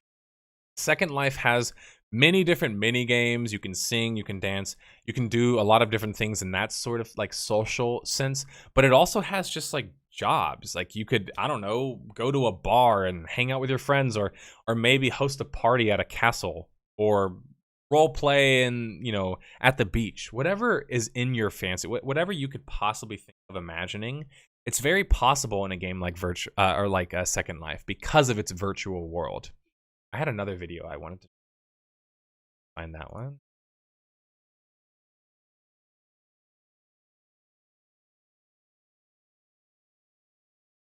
Am I? Okay, there it goes. Another get started. Oh, now they're doing it with Oculus Rift too. Did you see that advertisement? It's just so crazy to think about. Like, when we look at a game like this, it's much easier for us, I think, at least as humans, to kind of conceptualize the idea of a virtual world. Because oftentimes, when we load into these MMOs, we're playing a dwarf, an elf, a big scary monster, or something of the sort. But in a game like Second Life, I mean, besides if you're a furry or whatever, you know, different version of a costume you like to participate in, generally speaking, you're a humanoid, right? You're dressed like a human. And so it's almost like we can believe that more is possible because we see these humanoid characters and we're like, hey, this is what a virtual world is. If I could show it to somebody now, I think one of the easiest ways probably to describe it is to talk about Second Life. Second Life is a game that doesn't really get a whole lot of fanfare, obviously because it's kind of a niche product and a niche game. But I think it deserves a lot more recognition, partly because of the memes. If you've never watched any of the funny memes, this Second Life has a lot of like funny memes. Let's see. What? I have to remember his name. Esteban. That's his name. Oh my. All right, I'm gonna show you guys. Wait, not. Esteban Winsmore, the story of Esteban Winsmore. If you've never heard about this story, this is a bonus to our From the Vault Second Life. This is a wonderful home. What are Can you hear doing me? in my home? Yes. Get out of our house! What? Get out of our house and get off of our land! This is my house. Out of our house and get off our land, or I'll have you banned and barred from SL. I will We've ban been here a you. week. We have been here a week. Get the fuck off of our land. You talk tough, but you can't back it up. Wait, you want to? He knows, by the way, because this is a Yes. virtual Get out game. of our house. They You get can out of only my kick him house. out. They I'll can't show fight you him. what's There's no what. combat really in Yeah. this game, right? Okay, Yeah. we'll put security on. So it's like one of the perfect games to troll around in. This is my home, Dolphin Reef. Assist the man in the background. He's dying. Is that man okay? It doesn't matter if it is or isn't. This is Wow. actually my private home. Will you please leave? I cannot stay? I'm sorry. I like how he's just randomly in the I'd like house to have a at chat this with time. you. I cannot stay. I cannot have such with anybody right now. I'm not in the right mood for it, and please leave. You'll never. Honestly, now, please leave. You come into my home and ask me to leave, talking about your. I am not coming in your home. This is my home. On which prim here does it Rude. have your name?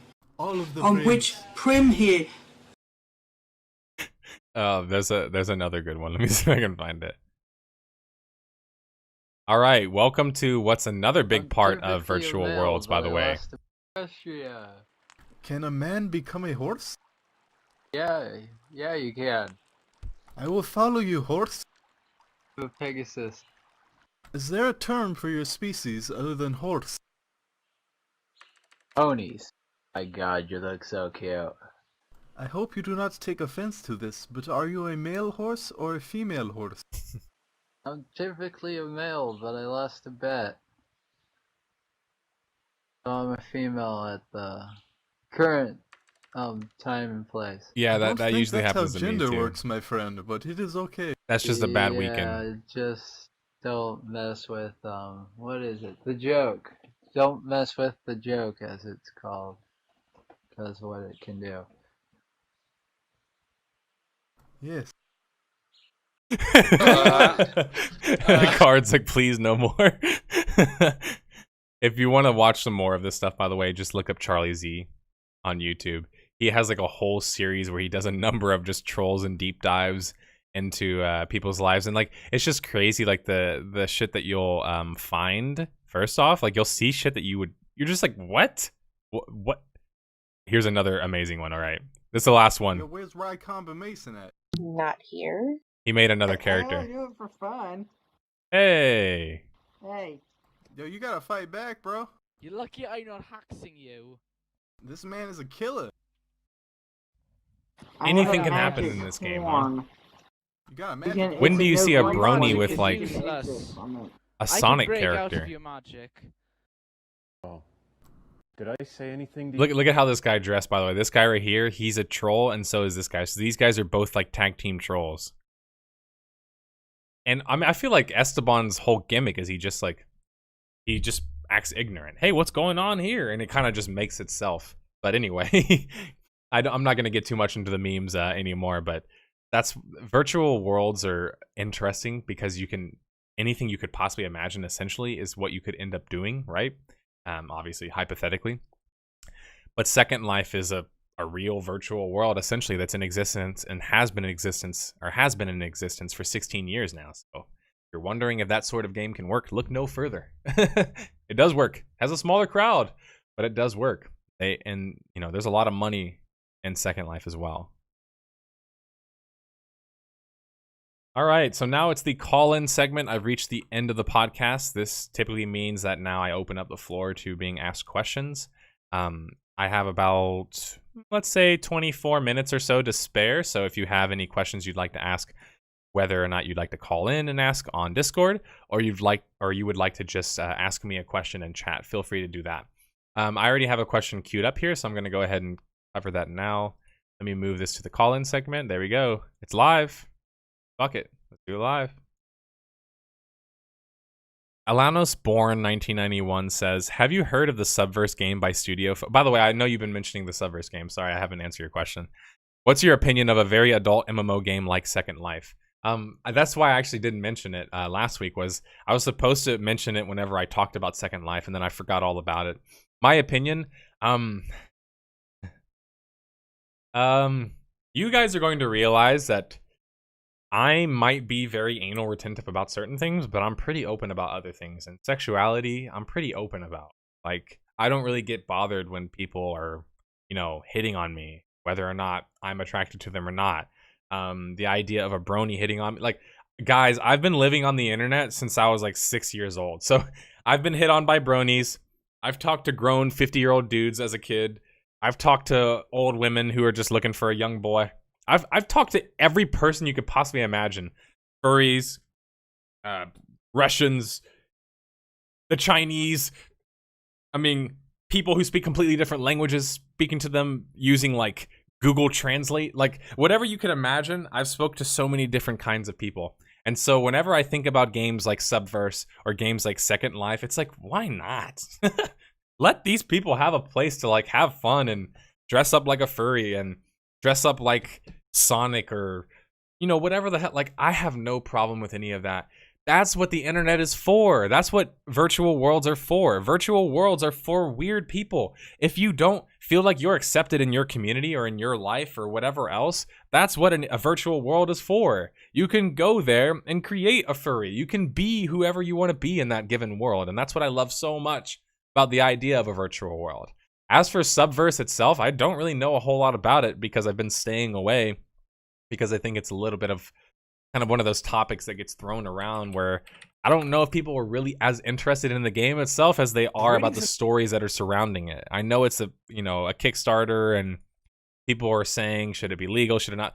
I'm not really sure about that, where I stand on that. But if we want to bring it back to Second Life, I have no problems with furries, whether you want to do male-to-male relationships, male-to-male-to-male relationships, giant orgies, or talk about religion and have cult evil meetings, or don't hurt anybody. But whatever you feel like doing in a virtual world, you can do it. That's what I look at it as.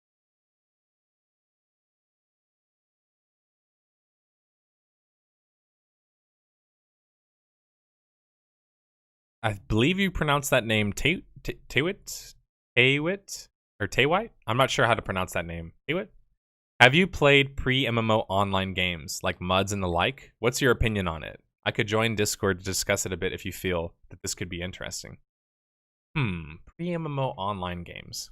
Like a MUD? I mean, I've played many text-based games, so first let me put that out there. I grew up role-playing on forums and living on forums. So I've done lots of roleplay on forums. I've done lots of guilds and communities that I've joined that are based on storytelling or role-playing or for a particular game. But like, if you're saying maybe like Meridian 59 or maybe even like the early Tibia, like games like that, have I played those games? I haven't. And as for do I have interest in playing them? I do. I think one thing you guys will realize about me, however, is a big part for me personally is my avatar. I like to be able to create my own avatar character. So a big reason why I never, as a youngin, got interested in a multi-user dungeon or a text-based games was because I had EverQuest already. Galaxies was already out. WoW was coming out. We already had these 3D graphical MMOs that were already coming out at that time. So I guess I kind of missed the boat, if you will. I was too young to play those games at the time. And so instead I played forum roleplay and that other sort of stuff. So, would I play them in the future? Absolutely. Just for historical case. I mean, just to see kind of what sort of experience they can offer. Because oftentimes, as I've noticed and experienced with Project 1999, the original version of EverQuest, you'll be surprised that a lot of this shit still works. It does. It still works, right?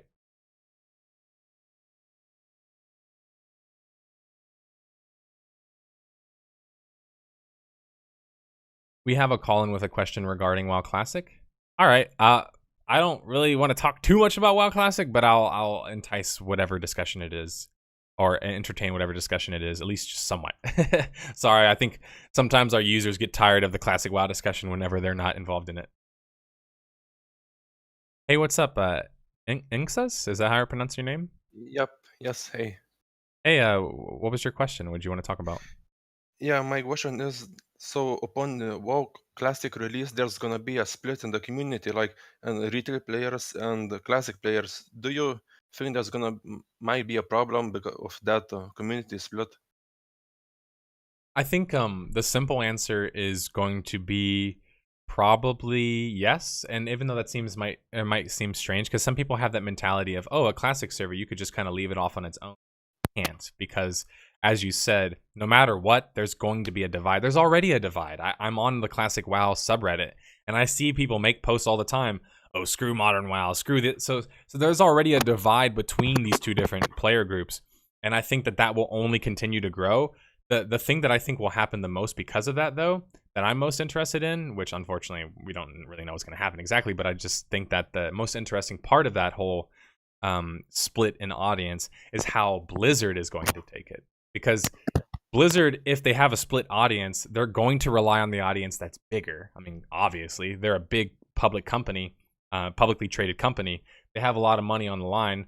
So I think it's more likely, essentially, whichever one takes over, whichever one starts winning the race, I think Blizzard is going to throw their support in there with. So I guess we'll see which one it ends up being. Yeah. So if, for example, that well, yeah, because if WoW Classic doesn't do so well, so I don't think well, maybe they're gonna move to Burning Crusader because of the revenue, how much they make, and community splitting. So that's why I think there's not gonna be more expansions. There might not be more expansions. Just WoW Classic. ¿Habla español? No, I don't speak. I was gonna say I could sense a little bit of an accent. It sounded like you could speak some Spanish. Yeah, no, don't speak Spanish. Gotcha. No, I'm glad you brought that up. It's something that we didn't talk about before, which is kind of weird. We talked a little bit about modern WoW and classic WoW being separated, but in reality, yeah, it is that simple that there will be a divide, and there's going to be a divide right away. But whether or not it's going to mean, I guess, something bad or good, I'm not really sure yet. We'll have to see. But I think that, again, if I could leave it with this, whatever Blizzard ends up doing in this situation, I think it's just simply going to come down to which one makes the most sense. You know, like sense as in like dollar and cents. Yeah. Thanks for the answer. Thanks, man. So yeah, Ingzus wanted to talk about classic WoW and talking about the divide between the two players. It's something that maybe I might need to do a video on in the future. I don't think the players need to be at each other's throats like some of them are, by the way. I see modern WoW players like fighting to the death with like classic WoW. It's like, you don't like, I get it. It feels like you have to pick a side, right? You have to pick a side, but it's just like, all right, I'll drag in Limpos. He has a question and he's been waiting in the podcast lobby as well. Hey, what's up, Limpos? Hey, I wanted to ask about the resistances in MMOs, so physical or magical or all the elements, and how to sort of implement them. Like your perspective on how to implement them and sort of the effects that can have on, say, like PvE, like how to sort of gather gear to sort of progress through the game, and PvP, how it can sort of affect balance. When it comes to resistances, the thing that I think of first when I think of WoW and resistances in the same sentence is resilience. I forget what resilience actually does. Yeah, sorry, you have to know what resilience means in order to get the joke. But resilience was something that WoW introduced in Wrath, I think, which was like a PvP resistance. Oh, now I know. Yeah. So it's sort of related to this, where it ended up being one of these things that people kind of like ended up hating a lot. I mean, they did not like the idea of resilience, because it basically was like, if you didn't have 3K resilience or 2800 resilience or higher, I believe it was, you were just going to get stomped in any real engagement. I guess if you're asking about how to best balance armor resistances and of that sort, is that sort of what you're asking, or are you just kind of well, like it's more sort of choices in it. Like if for example, if Okay. in a game, if you had such a system, it's like you could go full physical, so like you would have a massive physical resistance, but then if you come up against a magical user, you're just dead. And sort of how to balance that or implement that in a good way, so to say. I think, Ludens brought up a good point. Obviously, there's racials. That's one thing that you can kind of throw in there to add some customization with like resistances and differences in that sense. I think one of my biggest problem with resistances, that funny enough, is actually the big complaints that people have with BFA, which was the whole stat squish. It's kind of like when you're not accurately told what whatever stat you have does for you. That's probably a pretty big problem. So I would hope that MMO developers realize that, yes, although we don't need to like overload people with an amount of statistics or resistances that they have to keep up with, because yeah, after a while it does just become like, okay, what's my hit, what's my this, it's just like overwhelming if you're really trying to theory craft that. But at the same time, that should be available, I believe, for somebody. If somebody really wants to theory craft, like if they came up with actually a perfect example to use with you, in fact, Guild Wars 1, you remember the idea of prot monks, or like 20 monks, where they would call them, like, they have so many different names, but essentially the archetype is they took a monk, you put items on it that made it have less health, and then it just spammed heal itself in order to power level you. You remember that shit? Not exactly, but I do know of the concept. Yeah, so it was like a big thing. Yeah, 55 HP monk. Thanks, Alundris, by the way. It was called a 55 monk. And the idea was that you were this weird, like, conglomerate, like, of different items and inscriptions that would allow you to have lower HP, so you could always full heal yourself, essentially. So you were always blocking, so you never really got hit. And if you did get hit, you could heal yourself fast enough to where it didn't really matter.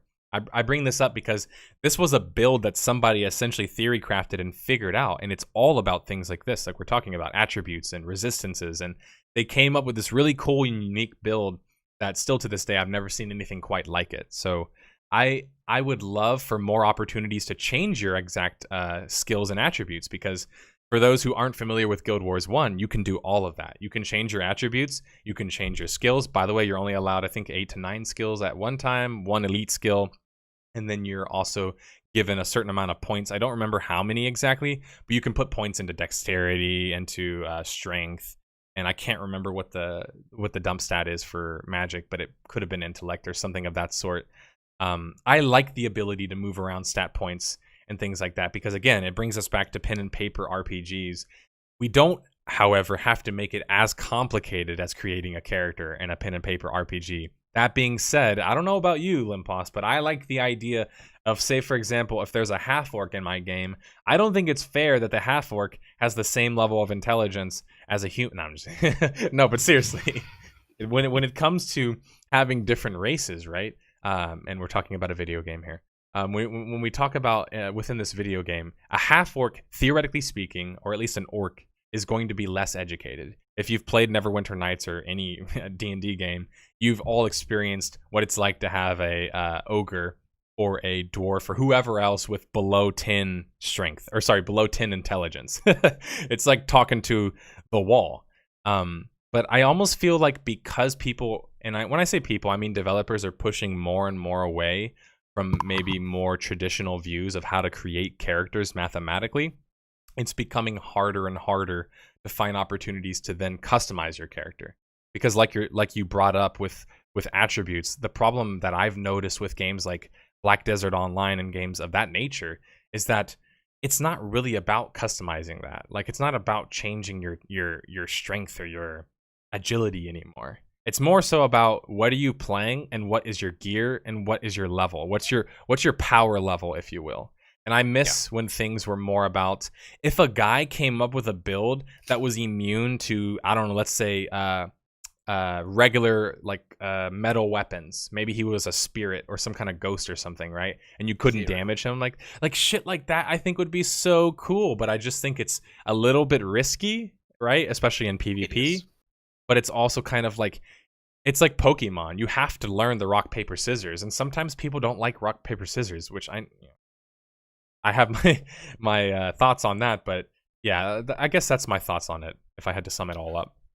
Well, I can certainly understand in PvP that some people don't like it, because it is one of those things. If you come across, well, to take something like Guild Wars 2, because you can come up against something like an Elementalist.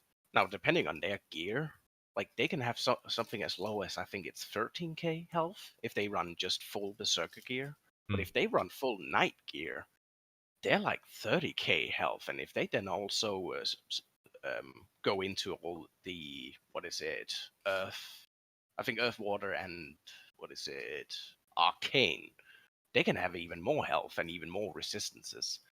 So suddenly not being able to see that on just their character, that can be a little bit annoying from time to time. It also changes the way archetypes were originally constructed. Like, I know it doesn't mean we have to keep things the same as they've always been, but I mean, for example, the difference between a druid and a mage, they both use magic, but they have different resistances. They have different qualities, different attributes. So although they both use magic, nowadays developers will just be like, you're a mage, and that's it. There's no, like, maybe druid is a part of the mage class, but there's no druid. It's just mage. We're going back to it, almost like we're going backwards in a sense, where class design now is just going back to the simple idea of, you are melee guy who's very tanky, you are heal guy who's very healy. And I talk about it all the time, but I really mean it. Can we go back to maybe something closer to what Guild Wars was able to accomplish, which was just like, hey, we only have a certain amount of classes, but we're going to let you mix them together. We're going to let you change your attributes, and we're going to let you put inscriptions and stuff on different weapons.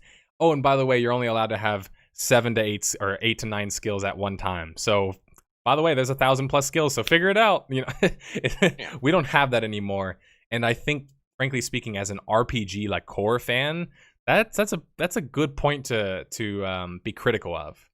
Is gearing, customization, and frankly, just speaking like the mathematics that go into it.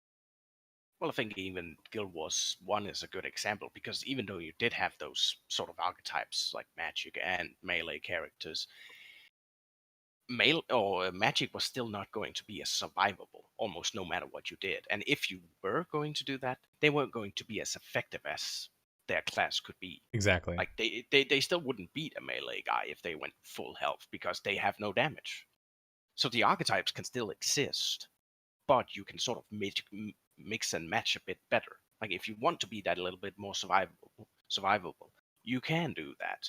But if you want to go full glass cannon, you also can do that. And if you go full glass cannon, well, you're gonna be the best at that. Right. Exactly. But if a melee guy get on you from a side, from a flank, or from behind, or whatever, or rogue, or thief in Guild Wars example, you're gonna die, and you're gonna probably accept that.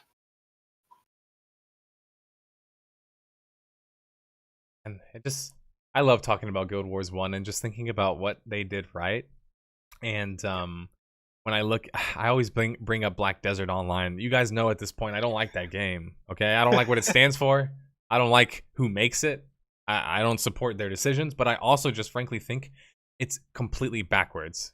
It's backwards in the realm of RPGs and also in the realm of MMORPGs. And a funny thing is, Alun just pointed out a particular build, the Shadowform Assassin build. And for people who have no fucking clue what Guild Wars is, I'll look up this build just to like bring you through essentially the kind of theory crafting that you could do in a game like Guild Wars 1. Okay, so a shadow form was essentially this ability that allowed you to be untargetable by enemy spells, and then it allowed you to have a damage buff essentially put on you, like an enchantment. So as you can imagine, a shadow form assassin, you can basically figure out what the build does just by seeing the ability and the name of the class. So it's not, although it's complicated and there's more layers to it, at the first glance, like we talked about with nameplates, you're still seeing the pertinent information. You know they're an assassin. If they're using, in this case, shadow form, you know they're a shadow form assassin. So although there's a lot of abilities, it's not a matter of like being uneducated or ignorant, because once you start to learn certain kind of builds and how they revolve around like their elite skill and stuff like that in Guild Wars, another brilliant idea, then you realize we don't need to make it just warrior, warrior, warrior, warrior, and then use the excuse, oh, because I don't know what class they are. It's, come on, guys. Like, if Guild Wars figured it out and they had hundreds of different types of ways you could play the game, I think making it more based on skills is an interesting idea, though we have to highlight the fact that it is a profession system. It is still a class system. And although, you know, people like to bring up open-ended systems like Asheron's Call, Guild Wars was a class system, and I think that that was specifically why it was so cool. Yeah. All right, well, do you have anything else you'd like to add to that? No, that was it. Cool. Well, we don't get to talk a lot about things like resistances and how stat squishing and just stats in general work in MMOs, because obviously it's sometimes for some people not the most fun part of the game. The theory crafting isn't, but that's Well, the that's thing. also why I wanted to ask about it, because it's something that hasn't really existed for quite a long while in Oh. MMOs, or even heck, a lot of games don't have the particularly much. People were asking for it for sure. Like, even just on the podcast, but last time I was at PAX Unplugged, I joked with one of the D&D fans there that I was interviewing. I was like, hey, I'm going to tell you what it's like to create a character in an MMO. And so I went through like the little like example with him. I was like, okay, so here's what you do. You pick your server, you pick your race, you pick your class, you pick your sex, you maybe change a couple things about your appearance, you pick your name, maybe one like background detail, like maybe some kind of skill thing that you can pick. And then that's basically it, right? That's basically your character creation system. If like when I told that to him, he looked at me and was just kind of like smiling, because everybody knows who's ever played a pen and paper RPG. That's just not even that's not even scratching the surface of what you could change. pen and paper RPGs also have a lot of things that are sort of, well, you could do them in a MMO, but would be somewhat weird, I would think. Well, look at Neverwinter Nights, right? Neverwinter Nights, Pathmaker, Kingmaker Chronicles, games like that are CRPGs, Baldur's Gate, that are essentially based on pen and paper, and you wonder kind of how they work. Well, it's because they're doing all the math and all the rolling behind the scenes, right? That's essentially how video games work. So I think of MMOs much in the same way as, like, you're still rolling, but you just don't really see what your role is, maybe, unless you look at your like combat log or something. I think the only one who did that was, what was it, Dungeons and Dragons Online. I think they actually sort of showed the roles, like, you roll this, you do this damage. I think that's the only MMO at least that I can think of. Actually, didn't Neverwinter Online also do that? Yeah, it did. Oh, that's yeah. Neverwinter Nights Online, the original, funny enough, like the AOL version, that was like came out in like 96 or something like that, and obviously they have the more recent Cryptic version. Or is it Cryptic these days still, or Atari? I don't even know who's owning that thing. I don't know. I stopped playing it very fast. It wasn't particularly good. Oh, that's right. D&D Online was sent to can't remember their name, but it's that shell company or sister company, if you will, that was created whenever Turbine was trying to offload their IPs. Yeah, I can't remember their name off the top of my head, but anyway, that's where Dungeons and Dragons Online is. Oh, Standing Stone Games. Couldn't remember their name, but that's where it is right now. But anyway, thanks for stopping by and asking that question. And my pleasure. hey, maybe you can show up for next week's MMO POWWOW. I will try. Okay. Bye. All right. Take care. All right. So, any last questions, guys? I'm gonna be wrapping things up here soon. I do have a question from Rammies about Beamdog porting enhanced editions of Infinity Engine classics like Neverwinter Nights on PS4 and Xbox One. Has that already happened? Because I haven't heard news about that. I know that obviously they did a enhanced edition, and I still own the Diamond edition of Neverwinter Nights, so I haven't purchased the new enhanced edition yet. I should though, I think at this point.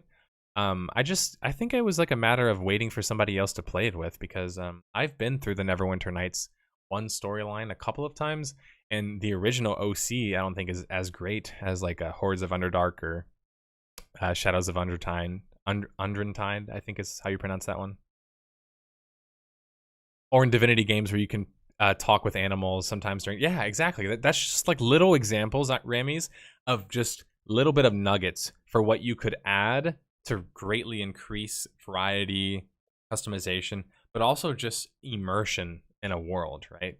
Like, I love that as well. I love the idea of only one class or one particular player has the access or ability to talk to animals because he has that skill himself. That's how it should be, guys. That's how it should be. There should be consequences for picking a class. Sorry. You think a warrior should be able to have a fucking 360 no-scope bow and murder everybody from range and never get kited? Well, it ain't gonna happen. They have to have a downside. Their downside typically is range. Oh, sweet. This was a pretty recent news that you linked here. Yeah, so here's the article that he linked. Baldur's Gate Planescape Torment Neverwinter Nights Enhanced Editions are coming to consoles this fall. Out on Xbox One, PS4, and the Switch. Dude, I'm going to buy it on the Switch just for the troll value of it. Like, I want to get that because I have an Xbox. My cousin has an Xbox One. We don't have a PS4 yet. I know, totally behind in times. And then we have a Switch.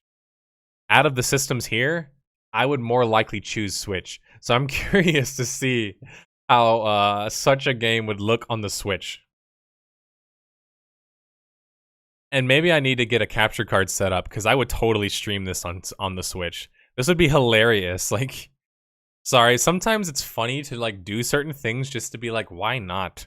And obviously, if you want to experience any of these games, please play them on PC as they were originally intended to be played. But I hope that this port ends up being at least somewhat quality, so I can get at least a little bit of enjoyment out of my Switch and playing Baldur's Gate on it. I think Switch sounds awesome because I get to play it on the plane whenever I go to venues, whenever I'm traveling. Like, I always get access to play really cool old school RPGs. I mean, I know we complain about the whole re-releasing old games thing, but at this point, I'm kind of like, you know what? Necessary evil. I can play it on the go. All right. I think that's just about everything, all the questions so far. Thanks for, by the way, linking that. That was interesting, Rami. I'm glad to see that, and I can't wait to get it on my Switch. I've actually been waiting for Persona and Stardew Valley multiplayer on my Switch as well, except I found out, by the way, I bought Stardew Valley, so we can play that on stream now. And maybe I'll play some when I start doing my Friday streams, which I've been talking about for a minute. But you know what? This week, we're going to do a Friday stream.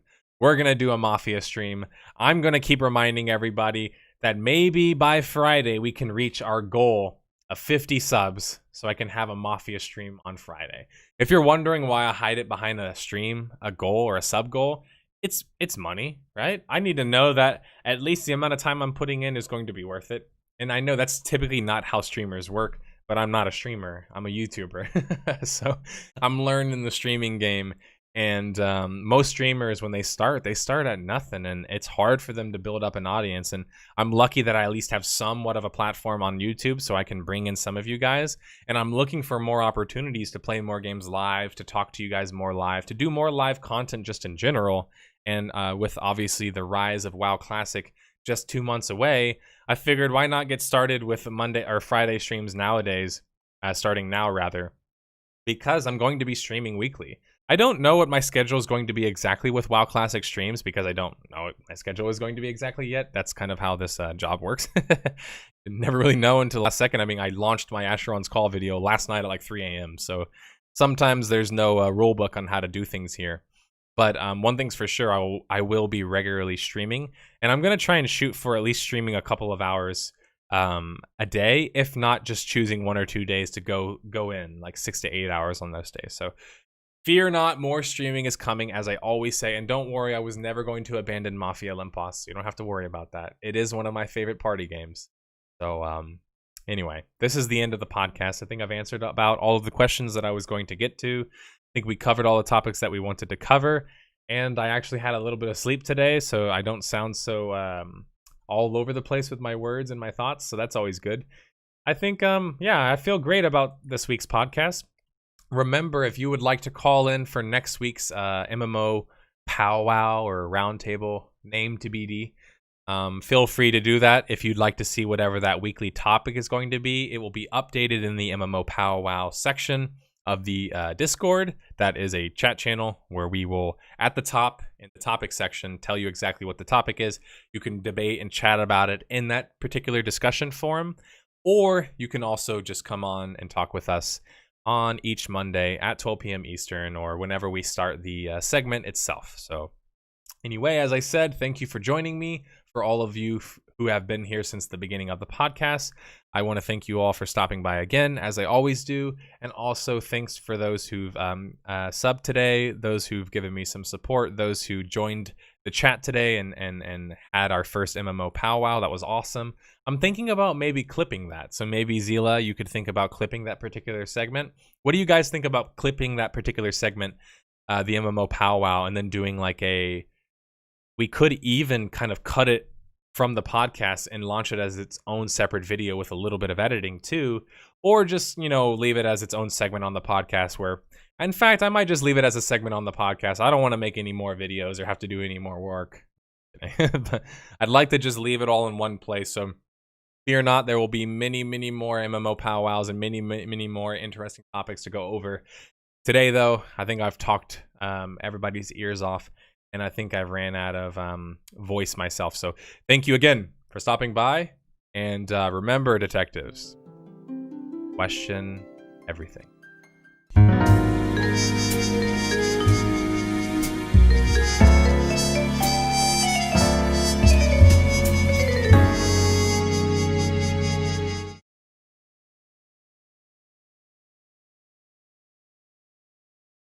Question